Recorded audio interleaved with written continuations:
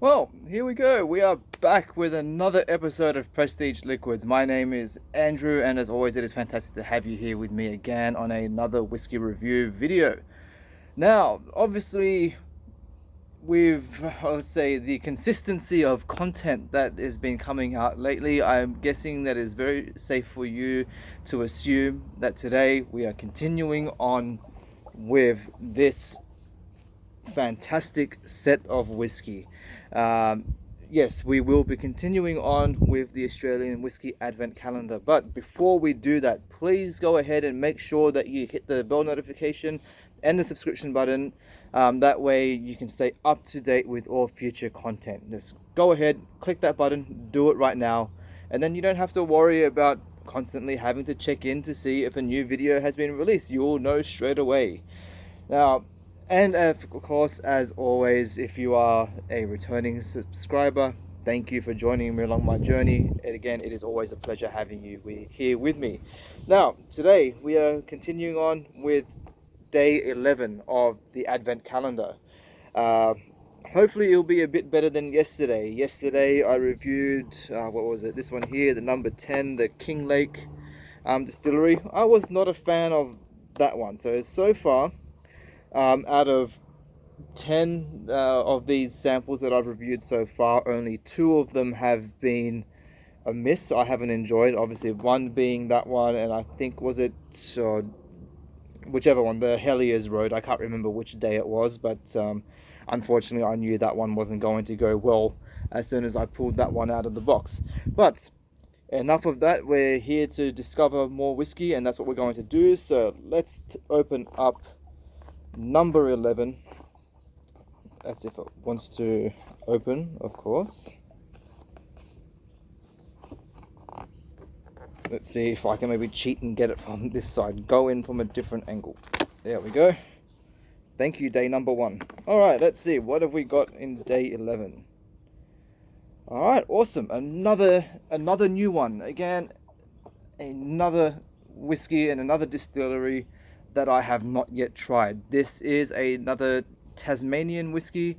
This one comes from Adams Distillery, and this is their Signature Series number 1, bottled at 41% ABV. So brilliant, we get to try something new. Again, I don't have any other information about this, so I will do some research later on and put whatever information I can find about this release in the description box below.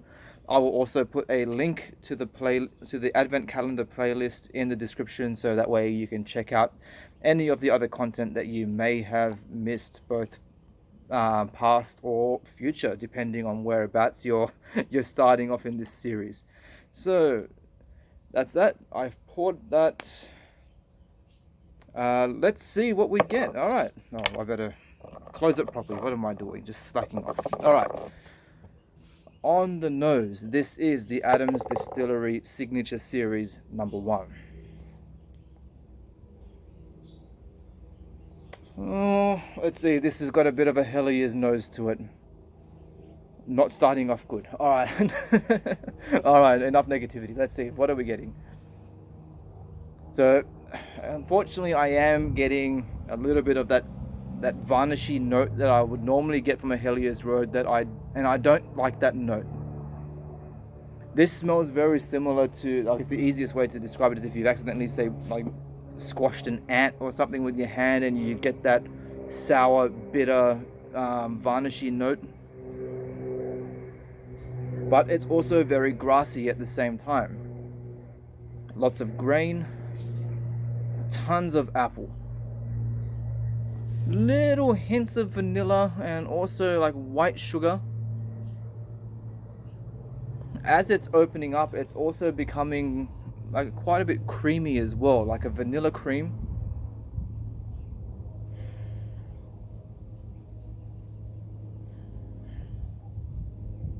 A little bit of wood. So it's a very light oaky flavor. I'm going to assume that this is most likely like an ex-bourbon American oak cask. It's definitely not giving off any wine cask or fortified influence. It's a very like clean smelling spirit.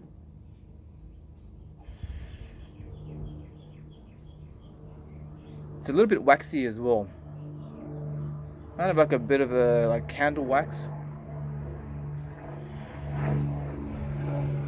Like a sweet milk chocolate.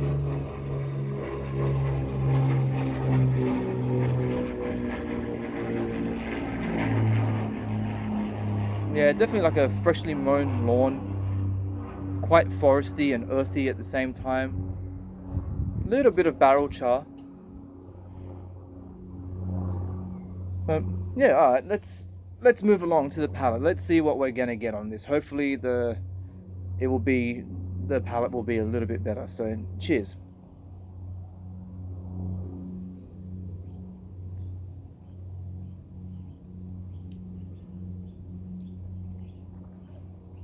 Okay, much better on the palate. Thankfully that varnishy note does not carry through.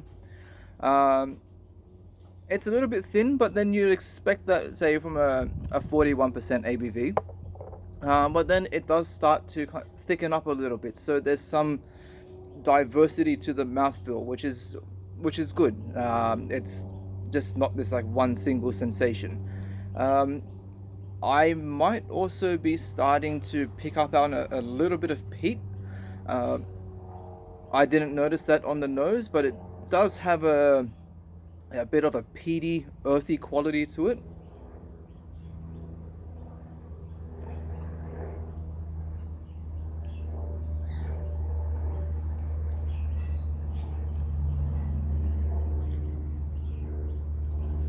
Apple, pear. Again, there's that waxy note that I'm getting that I picked up on the nose. So there is a bit of a waxiness there to it. A bit of barrel char and smoke. For the oak influence itself, it is definitely a wet or damp wood taste. It has a bit of a musky flavor going on as well. What else? Quite a bit of vanilla that builds up. Touch of caramel. A little bit of sugar. So what else? There's something else there.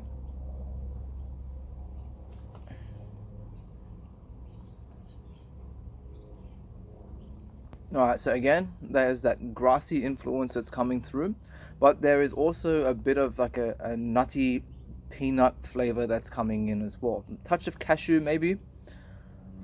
And there's some other type of fruitiness as well that I'm picking up, but unfortunately I can't pick the flavor.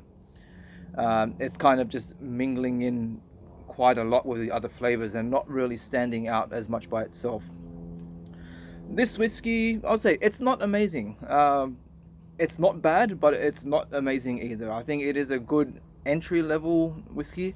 I'm not sure how much this actually goes for to actually purchase a bottle, but considering that it's a Tasmanian whiskey, I'm sure it is definitely not cheap. But having said that, I think for the basic flavor profile, I will stick with saying that it is a good entry-level whiskey.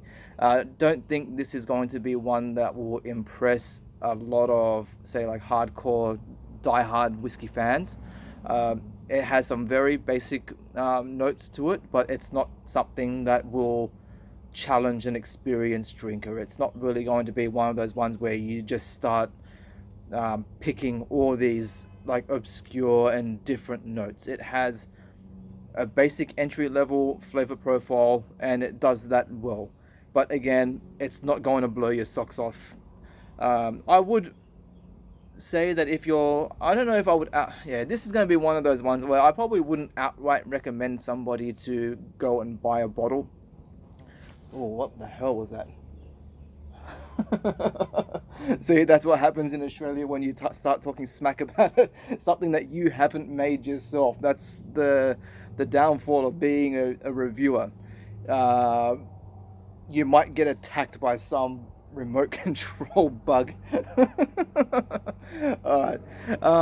Yeah, again, I think if you're able to get your hands on a sample, whether it be in something like this or if you know somebody that has a bottle, definitely try a sample of it first. Otherwise, hey, if you want to go out and purchase a bottle, your money, go and do it. Let's see, the finish, again, pretty much the same flavor profile that you would be getting on the palate. There's nothing else really changing as such.